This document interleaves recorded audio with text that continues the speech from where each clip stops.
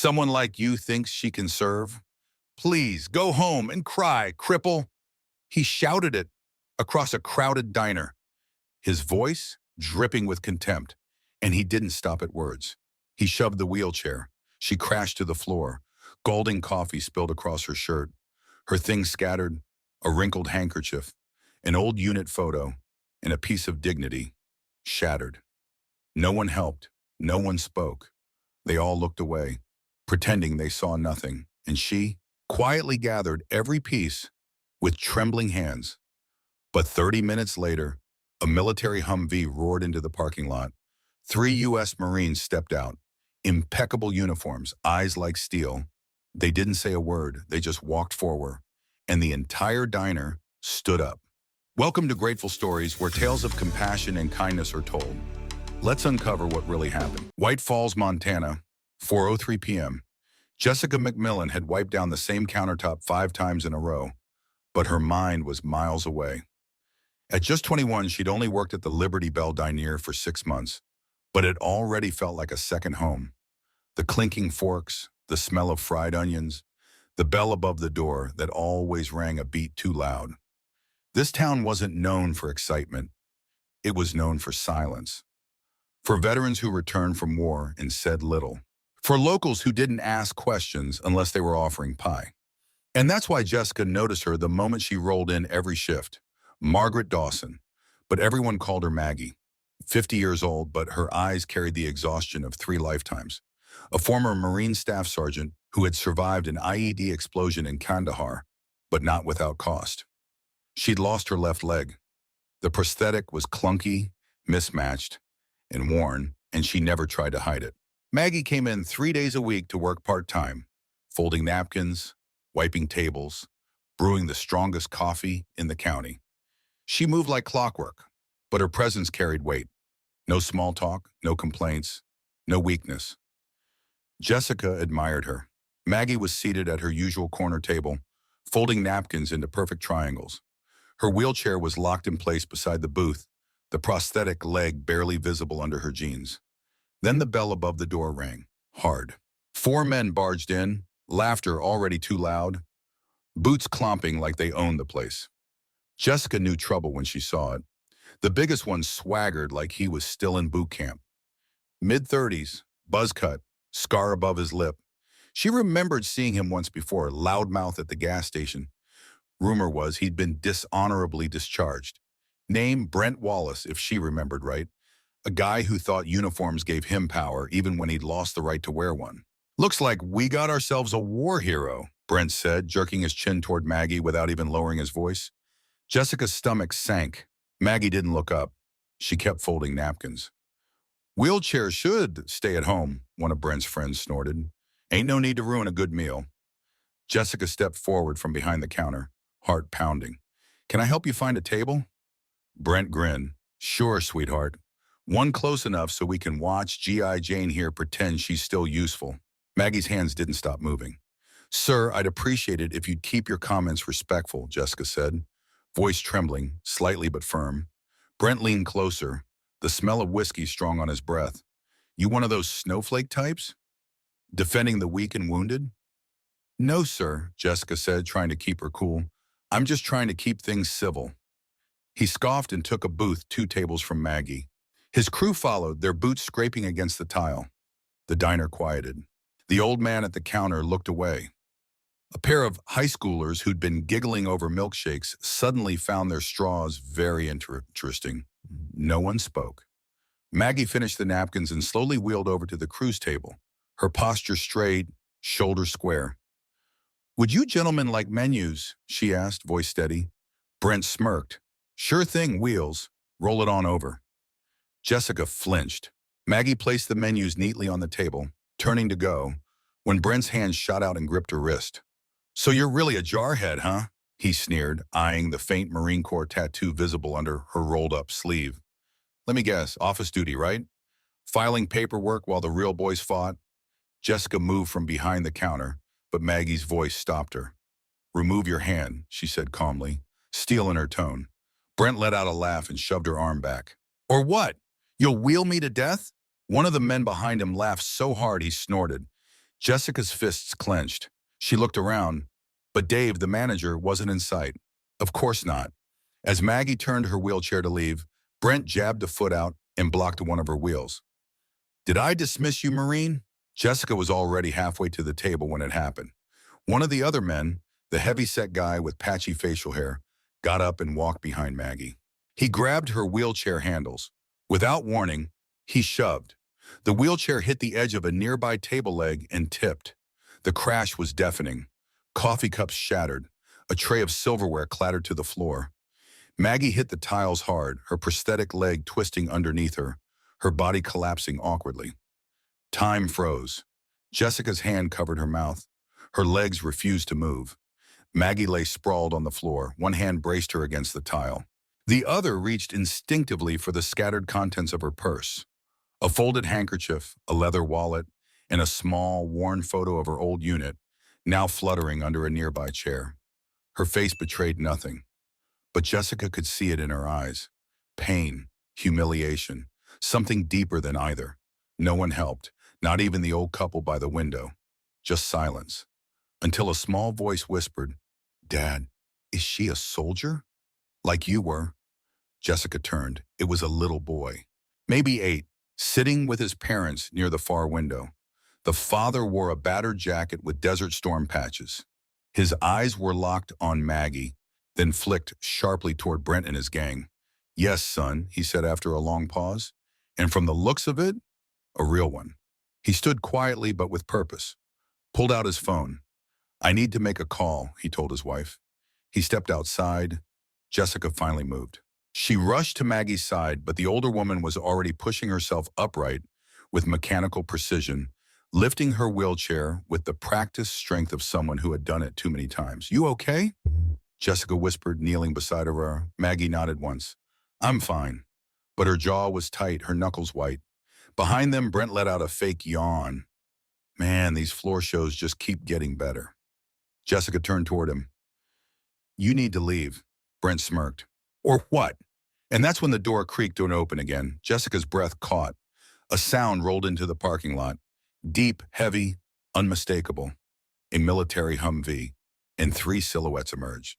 The gravel outside crunched beneath thick, military-grade tires. Every head in the Liberty Bell diner turned toward the window, where sunlight glinted off the tan armor of a Marine Humvee pulling into the lot. It was a beast of a vehicle, dust-streaked but unmistakably official, and its presence alone felt like gravity had shifted. The engine cut. 3 figures emerged in formation. They didn't speak. They didn't need to. First came a barrel-chested man with silver-streaked hair, cropped regulation short, his left leg dragging slightly. He walked with a cane, not because he was weak, but because he'd earned every limp. His metals gleamed from his chest like thunder under glass. Behind him, a tall young Marine pushed an empty wheelchair. His face was clean-cut, but his eyes carried weight, the kind that came from seeing too much too young. Last, a woman in captain's uniform. Her posture radiated command. The combat ribbons on her chest were not for show. Her every step seemed to demand space and silence. They walked in step. One heartbeat, one purpose. The diner went still. Brent Wallace's crew quieted mid-laugh. Jessica could feel it, the shift in air pressure, like a storm had just walked in wearing boots. The Marines didn't pause. They didn't scan the room for approval. They walked straight to the back corner, to Maggie Dawson. The lead Marine stopped exactly 3 feet from her table, squared his shoulders, and raised his hand in a salute sharp enough to slice time. "Staff Sergeant Dawson, ma'am. Forgive our delay." Maggie blinked. Her spine straightened as instinct took over. She returned the salute, crisp and proud. "At ease, Master Sergeant." The older man smiled. "Not until this place remembers who you are." The young Marine beside him, a corporal, stepped forward with the empty wheelchair, but paused when he saw Maggie's grip tighten on hers. He stepped back respectfully. Captain Elena Rodriguez, the woman Marine, scanned the room, eyes landing on Brent and his buddies. No words, just pressure. They shrank. Jessica Neary held her breath. It was the most powerful silence she'd ever heard. From the booth near the window, the boy who had spoken earlier tugged his father's sleeve again. "Dad," Those are real Marines, right? The father, still standing near the entrance, phone lowered, answered softly, "Not just real, son. Those are family."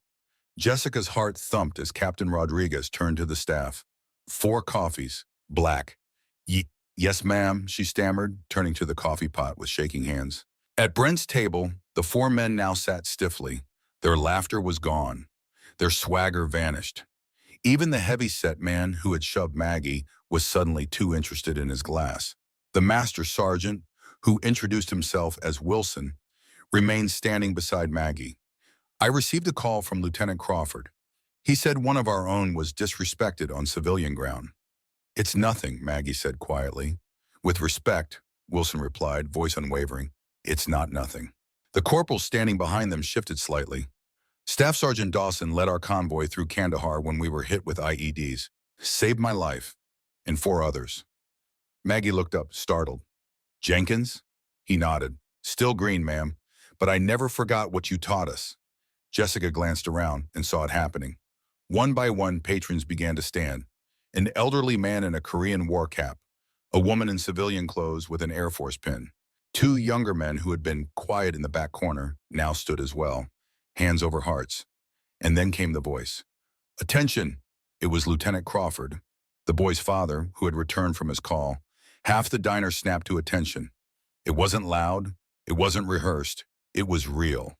Brent shifted uncomfortably in his booth, his smug expression now cracked with confusion. The man who had shoved Maggie swallowed audibly, his eyes darting toward the door as if escape might still be possible. "Staff Sergeant Dawson," Captain Rodriguez said, "lost her leg pulling Afghan children out of a burning vehicle.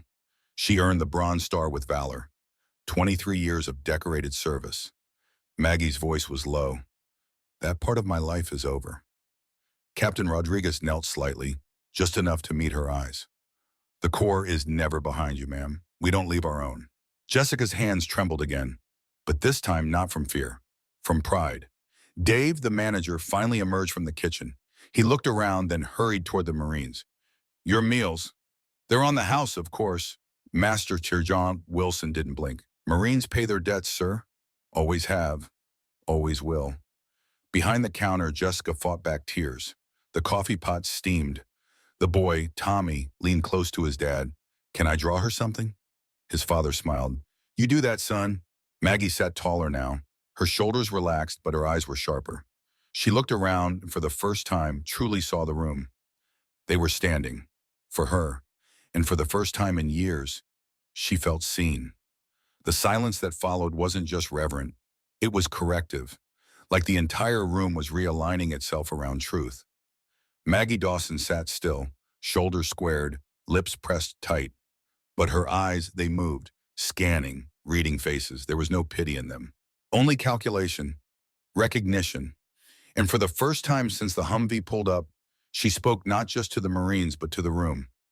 "I didn't ask for this," she said quietly, "but I thank you for coming." Master Sergeant Wilson nodded once. "We don't come because you ask, ma'am. We come because you're one of ours." The words landed like anchors. Maggie turned to Jenkins, the young corporal who still stood tall, hands behind his back like he was back on base. "You were the kid in the second Humvee," she said. "The one who tried to fix the radio under fire?" Jenkins gave a shy nod. "I didn't know what I was doing. You kept your head down." "That's what mattered," Maggie replied. Rodriguez smiled slightly, her voice cutting in. "They told me afterward that you dragged Jenkins back after the first blast, pulled him by his flak jacket with one hand while laying down suppressive fire with the other." Jessica blinked. That wasn't in the report. The Marines exchanged a glance, the kind that said, "We were there. We don't need to explain it to anyone else." Brent from his corner cleared his throat, loudly, but it wasn't defiant anymore. It was nervous. He leaned over to whisper something to one of his crew. The man nodded, half standing like he was about to leave. But Master Sergeant Wilson turned, and his voice, still calm, froze him in place. "Sit down," Brent glared at him. "You can't tell us what to do. We're civilians." "You shoved a disabled veteran out of her wheelchair," Wilson replied, gaze never blinking. "In front of witnesses. In my book, that's assault." "Call a cop, then," Brent sneered. Jessica's voice rang out before she could stop herself. Already did. All eyes turned to her. I called them right after she hit the floor, she said, holding up her phone. They're on their way. Captain Rodriguez turned toward Jessica. Her expression didn't change, but her eyes softened slightly. Smart, she said. Maggie turned her wheelchair slightly to face Jessica.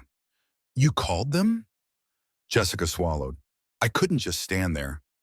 Something flickered in Maggie's expression, like a crack forming in stone. Thank you. Just then the diner door opened again. Two police officers stepped in, their eyes immediately catching the awkward, tense arrangement of the room. Standing patrons, uniformed Marines, and a table of grown men shrinking in their booth. Jessica didn't even have to explain. She just pointed to Maggie. The lead officer, Sheriff Halden, had served in the National Guard himself. His eyes flicked to the prosthetic leg, then to the overturned chair that Jessica had quietly placed upright again. He walked over slowly. Maggie, he said quietly, you okay? I'm fine, she said. But they're not. Brent jumped up, hands raised. This is ridiculous. We were just messing around. It's a misunderstanding. Halden looked at Master Sergeant Wilson, then at Captain Rodriguez, then back at Brent. Step outside, all of you. As the four men left the booth, heads down, Jessica noticed the air get lighter, like someone had finally cracked open a window. Maggie let out a slow breath. Jessica stepped closer. They won't be coming back. Maggie didn't answer. She was staring at the photograph that had been returned to her earlier. The faded one of her old unit, edges worn from years in her wallet. Jessica sat at the edge of the booth cautiously. That's your team? Maggie nodded. You miss them? Maggie's eyes didn't move from the photo. Every day. Jessica hesitated. What happened? If you don't mind me asking.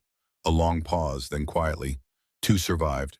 One's in Florida. One teaches high school in Kansas. The others? They stayed in that valley, buried by the blast. Jessica didn't know what to say, so she said nothing. That felt like the right answer. Captain Rodriguez broke the moment. We've booked a motel down the street for the night. We'll be back here tomorrow for lunch, if you don't mind us joining. Maggie looked up. That depends. On what? Are you buying? Maggie said, her voice dry, but with the faintest smile. Rodriguez grinned. You know damn well we are. Master Sergeant Wilson placed a small business card on the table. There was a handwritten number on the back. You ever feel the weight's too much? You call. Doesn't matter the hour. Jessica stared at the card as if it held more than ink. Because it did. It held a promise. Outside, the sound of a police cruiser faded as Brent and his group were driven away. Inside, a new sound emerged. Chairs scraping gently as patrons returned to their seats. But this time, many sat closer to Maggie's corner, and not one person sat in Brent's old booth. It was just past 6:15 p.m. when the last hint of sunlight dipped behind the jagged Montana ridgeline. Inside the Liberty Bell Diner, the atmosphere had shifted. Not just quiet now, but reverent. Patrons who had once ignored the scarred woman in the corner booth now leaned subtly toward her. Not intrusively, not with pity, but with something closer to respect. Even Dave, the diner's manager, had traded his worn ball cap for a clean button-up and now moved with a different energy. Not one of fear, but of correction. He'd made a mistake. He knew it.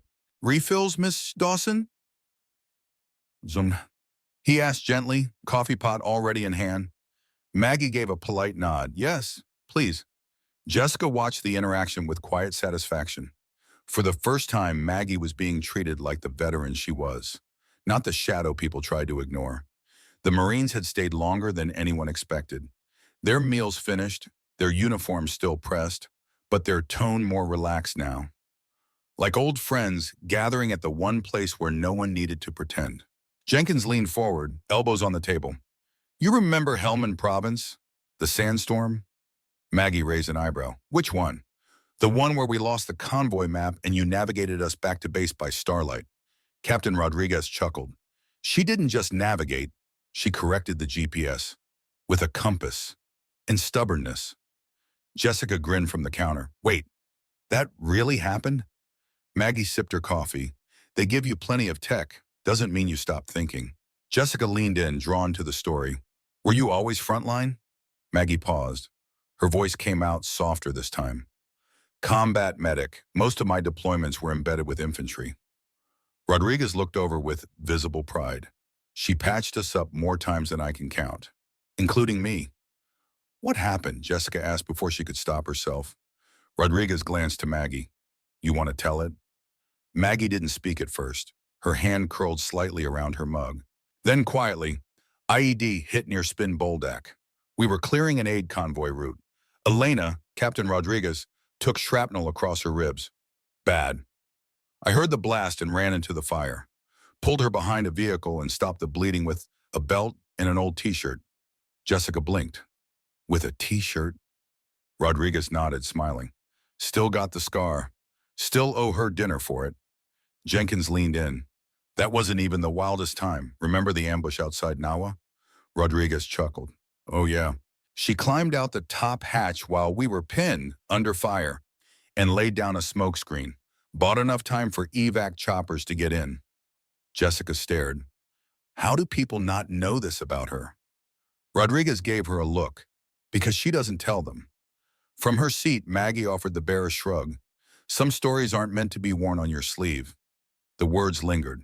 Behind the counter, Melissa, the new high school-aged waitress, had been quiet most of the evening.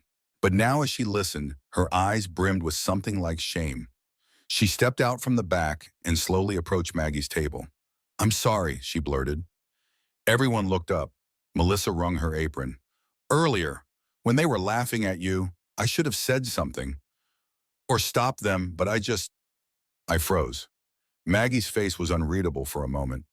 Then, you're not the first to freeze. Just don't let it happen again. Melissa nodded, swallowing hard. I won't. Maggie reached into her coat pocket and pulled out an old cloth patch. Faded but still legible. Field Medic Corps, U.S. Marines. She handed it to Melissa. If you're ever serious about learning what that means, you start by listening. Melissa took the patch like it was made of gold. Jessica, watching from behind the coffee machine, felt her throat tighten. Something was shifting in here, not just for Maggie, but for all of them. And maybe, Jessica thought, it had taken a moment of cruelty to unlock something sacred. Dave returned from the back with a clipboard. I'm updating our wall, he said, gesturing to the newly cleared space above the dessert case. We're putting up pictures of veterans from around town.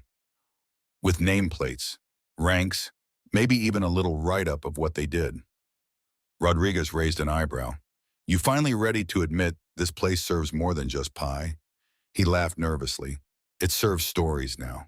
Jessica glanced at Maggie. Do you have a picture we could use? Maggie hesitated, then reached into her wallet and pulled out the creased photo. The one that had scattered across the floor hours ago. The one with all of them before the war broke them apart. Rodriguez studied it. This one'll do just fine. Melissa grinning. You think we could make a copy and put it above your booth? Maggie raised an eyebrow. What for? So people remember what real courage looks like. That caught Maggie off guard. She nodded once, the smallest but most genuine approval Jessica had seen from her yet. And in that tiny diner, tucked between a gas station and a bait shop, a new kind of legacy was being written. One that didn't need medals or speeches, just truth, and maybe a slice of pie. By the following Thursday, word had gotten around, not just about the incident, but about what happened after. It wasn't the fall from the wheelchair that people kept repeating. It was the way the Marines had walked in, the way half the diner stood, the way even Sheriff Halden had saluted her quietly before leaving. It wasn't scandal, people whispered. It was honor, and that changed everything. Now, every time Maggie rolled in for a shift, someone opened the door for her, not out of pity, but with a nod at the nod. An unspoken we know. The spot near her booth had a small brass sign now, reserved for veterans. No one dared sit there. Jessica noticed the difference most in how the regulars treated her. Old Earl from the grain co-op used to grunt when she passed. Now he'd offer her his seat. Teenagers who once giggled behind phones now put them away when she rolled by. It wasn't performative. It was quiet change. And then came the Humvee again. Same time, same sound, same dust trail curling up into the sky. Captain Elena Rodriguez stepped out first, sunglasses hiding her expression until she entered the diner. Then she smiled, warm and genuine. We still doing Thursdays? She asked. Maggie looked up from her usual seat. "You're 5 minutes late." Jenkins followed behind, carrying a small box wrapped in plain brown paper. He placed it on the table between them. "We brought something." Jessica watched from behind the counter, curious. Maggie raised an eyebrow. "What is it?" Jenkins nodded to Captain Rodriguez, who answered, "Your medals, originals." Maggie froze. "What?" Rodriguez nodded. "The VA's admin finally found the correct paperwork. I pushed it through. Bronze Star, Purple Heart, Distinguished Service Medal. They were all earned. Now they're official." Maggie stared at the box. No one moved. Jessica's breath caught as Maggie reached forward with both hands. She didn't open it. She just held it. Her hands trembled. Jenkins lowered his voice. "You always said the work mattered more than the medals, and we believe that. Still do. But," Captain Rodriguez added it gently, "there's nothing wrong with letting people see the truth." Maggie didn't cry. She never did. But Jessica saw it. The flicker in her expression, the deep breath, the way her shoulders lifted slightly, as if a piece of invisible weight had been set down. Melissa came over quietly with coffee. She set it down in front of each Marine and paused by Maggie. "Can we frame them?" Maggie glanced up. "The medals," Melissa clarified, "next to the picture. On the wall." Jessica waited for Maggie's usual dry sarcasm. A shrug, a dismissive wave, but instead she nodded. Yes, that'd be fine. And so the wall grew. By the end of the day, the Liberty Bell Diner had 15 photos pinned to the once-empty wood panel, all veterans from town, young and old, with names, ranks, and years of service. Maggie's picture sat at the center. Beneath it, a velvet shadow box now housed her medals. People began to come not just for food, but to read, to learn, to honor. That Saturday, a woman from the high school stopped by. "I heard what you did for that recruit," she said to Maggie. "And I was wondering, would you speak to our senior class about your time in the service?" Maggie almost refused, but something inside had shifted. "If they'll listen," she said, "I'll speak." Word spread. The school set up chairs, the gym packed out. Jessica went too. So did Dave. Even Earl from the co-op showed up, in a clean flannel and pressed jeans. Maggie sat at the front, her wheelchair flanked by the same Marines who stood for her days ago. She didn't talk about blood, or pain, or medals. She talked about discipline, about teamwork, about what it meant to keep going when no one was watching. And when she finished, the room stood again. Not because they were told to, but because they understood. The next Thursday, Tommy, the little boy from the diner, returned with his father. He handed Maggie a drawing, crayons on thick paper. It showed a woman in uniform sitting in a wheelchair, holding medals in her lap. Behind her stood 3 Marines. Above it all was a sun, bright yellow, and the words, "Real heroes never stand alone."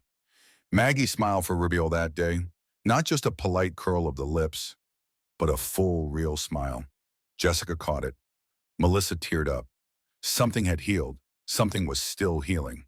Later that evening, as the Marines finished their coffee and the town's usual quiet began to return, Captain Rodriguez placed another folded paper on the table. Sealed. Maggie eyed it suspiciously. "Another surprise?" Rodriguez grinned. "Just a note from someone you used to know." Maggie opened it carefully. The handwriting was familiar. Precise. "You once saved me without asking questions. Now I return the favor." Her hand paused on the signature. Rodriguez offered no explanation. Jenkins just smiled, and outside the Humvee waited, ready to take them home or wherever duty called next. But for Maggie Dawson, home had finally begun to feel like what it once promised to be. Safe, seen, and standing, even when sitting. By mid-April, the Liberty Bell Diner was no longer just a roadside pit stop. It had become something else entirely, a kind of living memory for the town's veterans. The brass plaque at Maggie Dawson's corner booth now gleamed in the morning light, in honor of those who served and those who still carry the weight. Above it, her photograph had been enlarged, framed in dark walnut. The medals rested beneath in a case lined with navy velvet.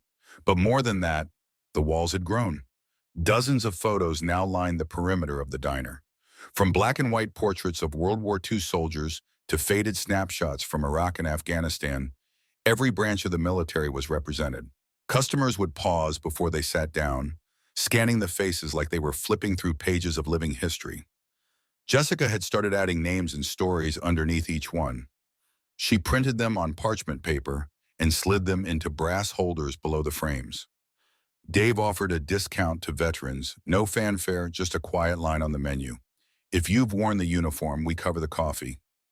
Melissa had taken it one step further. She'd begun recording interviews, short chats with the veterans who came in. She stored them on a laptop Dave bought for her and planned to create a digital archive. She called it Voices of White Falls. I want people to hear them, she told Maggie one evening. Not just see a photo, I want them to know what you all carried. Maggie just nodded. She didn't like talking about herself, but she liked what Melissa was building. And then one evening, everything changed again. It was a quiet Tuesday. No Marines, no speeches, just Maggie folding napkins between shifts while Jessica restocked creamers. The doorbell jingled and a man walked in. Late 50s, lean frame, hair grayer than not, eyes sharp. He wore civilian clothes, jeans, a flannel shirt, and boots caked with old dust. But Maggie looked up, and the napkin in her hand stilled. Jessica saw it too. Something in Maggie's face flickered. Not fear, not anger, shock. He approached slowly. Hello, Margaret. Maggie didn't speak. Didn't think I'd find you in a place like this, he said softly. Still no answer. He reached into his coat and pulled out a folded envelope, placed it on her table. I'm not staying long, he said. Just needed to look you in the eye.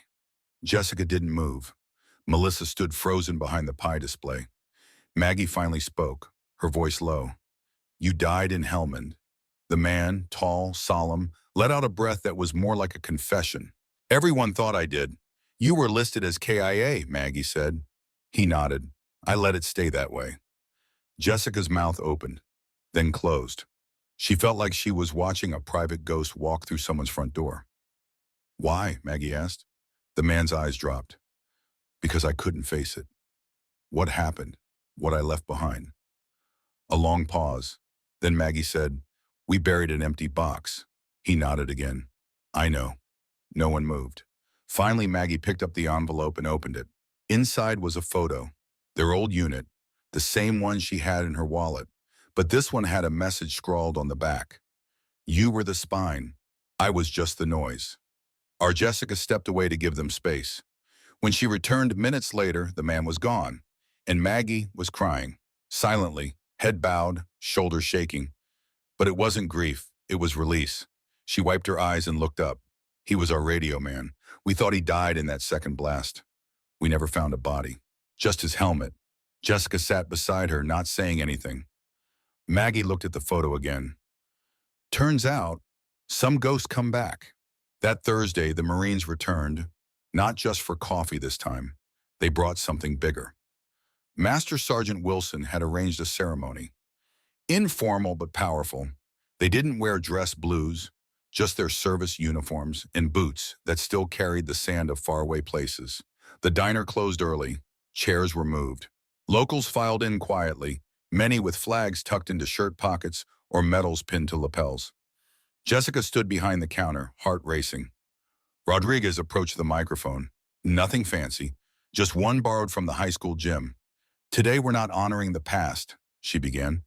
We're acknowledging those still standing among us, even when the world tried to forget them. She looked at Maggie, seated near the window. You held us together when the dust clouded everything, when orders stopped coming, when fear tried to rip us apart. You kept us whole. Jessica wiped her cheek. So did Dave. Rodriguez continued, and you did it quietly. No medals, no stories, just duty. Rodriguez stepped aside. Jenkins took her place. I was 19 when she saved my life. I didn't know how to shave yet, and she pulled me from burning wreckage like I was worth something. His voice cracked. She taught me what courage looks like. It doesn't yell. It doesn't kick doors in. It just doesn't quit. He turned to Maggie. Staff Sergeant Dawson, we remember. And we will keep remembering. Every Thursday, every time someone pours a cup of coffee and sits in your booth. We'll know. The crowd stood. Again. This time, not just for Maggie, but for everyone she had carried. The following week, a letter arrived. It bore the seal of the Governor's Office of Montana, and it came in a navy blue envelope with silver trim. Jessica noticed it first when she was clearing the mail tray. Her hands trembled slightly as she turned it over and read the name, Staff Sergeant Margaret Dawson. She didn't open it, of course, just placed it carefully in front of Maggie during her afternoon break. Maggie stared at the envelope like it might explode. "What is it?" Melissa asked. Maggie didn't answer. She just opened it. Inside was a folded letter on formal stationery, stamped and embossed. Jessica and Melissa watched from a respectful distance as Maggie read silently. Then, without a word, she folded it again and slid it into her jacket pocket. Rodriguez and Jenkins arrived not long after, with Master Sergeant Wilson trailing behind. "You opened it?" Rodriguez asked with a grin. "I did," Maggie replied flatly. "And they're awarding me the Montana Medal of Valor," she said simply. "Governor wants to pin it at the State House, May 27th. Jessica gasped. "That's Memorial Day weekend." "Figures," Maggie muttered, sipping her coffee. Rodriguez laughed. "You going?" "I said I'd think about it." Wilson raised an eyebrow. "You've already said yes." Maggie grunted but didn't deny it. Melissa clapped quietly from the counter. "We'll all be watching. You better wear that medal." Maggie shrugged. "Only if I can wear it with coffee stains." 2 weeks later, the news spread fast. Local paper ran the headline, "White Falls veteran to receive state's highest civilian honor Channel 9, sent a crew to interview Maggie, but she declined, said the wall in the diner spoke for her." Rodriguez gave a short statement instead. "She's what we all hope to be when the fight is over. Strong, decent, and still standing, even if on wheels." At the high school, they held a special assembly. Tommy, the little boy who once asked if Maggie was a soldier, read a short poem he'd written. "A hero doesn't need to run. A hero doesn't shout. A hero is the one who stays when everyone walks out." Jessica and Melissa were both crying before he finished the last line. May 27th arrived clear and golden. Maggie wore her dress blues for the first time in years. Rodriguez helped press the jacket. Jenkins shined her single black boot and cleaned the wheel rims on her chair until they gleamed. The drive to the Capitol was quiet. No music, just the wind. When they arrived, a small crowd was already gathered outside the white stone steps of the Montana State House. Veterans, families, reporters, and tucked near the front, the entire staff of the Liberty Bell Diner standing shoulder to shoulder in matching Navy aprons. Jessica waved wildly. Melissa held a sign that read, "She served us all." Maggie, we filled up the ramp slowly, her spine straight, her jaw set. She didn't need help. She never had. The governor himself stepped forward on Bushford, placing the silver medal around her neck as the crowd rose to its feet. In that moment, with the flag behind her, with sunlight catching every crease of her uniform, Maggie Dawson was no longer invisible. She was a symbol, a reminder that dignity doesn't fade with age or injury. That valor is not in how loud you speak, but in how long you endure. When she returned to White Falls, the diner was waiting. Inside, someone had hung a new sign beside the original one. Every Thursday, coffee with Maggie. Underneath, smaller, honor never retires. That night, the diner was fuller than ever. Even tourists stopped in, having heard the story online. Some just to shake her hand, some to leave notes, some to sit in silence and take it all in. Jessica watched from the counter as Maggie leaned back in her chair, sipping coffee, legs crossed, eyes calm. "Never thought I'd be a weekly event," she muttered. Jessica grinned. "You're better than a band." One last thing happened that summer. A new family moved into town, a young mother and her teenage daughter. The girl used a wheelchair. Shy, always looking down. One afternoon, she came in with her mom, stared quietly at the wall of veterans. Maggie noticed. She rolled over slowly. "You served?" Maggie asked. The girl blinked. "Me? No, ma'am. Just had surgery. Long recovery." Maggie nodded. "Then you know what it means to fight." The girl looked up. A long moment passed. Then Maggie reached into her jacket pocket and pulled out the extra patch. "Field Medic Corps. Carry this," she said. "It's not about where you served. It's about how you carry what you've been given." The girl took it like it was something sacred. And that was how it continued. Not through speeches, not through medals, but through moments. Through coffee, through courage, through every person who walked into the Liberty Bell Diner and saw not just Maggie Dawson, but the thousands like her, seen, heard, remembered forever. In our darkest moments, kindness still finds a way, often in the quietest places. Not everyone who helps wants recognition. Some just need to know that today, someone isn't going hungry. And sometimes, that alone is enough to change a life. You may forget the story, but if no one retells it, history stays silent forever. Subscribe to Grateful Stories, where justice is honored, kindness is remembered, and no act of quiet heroism is ever lost.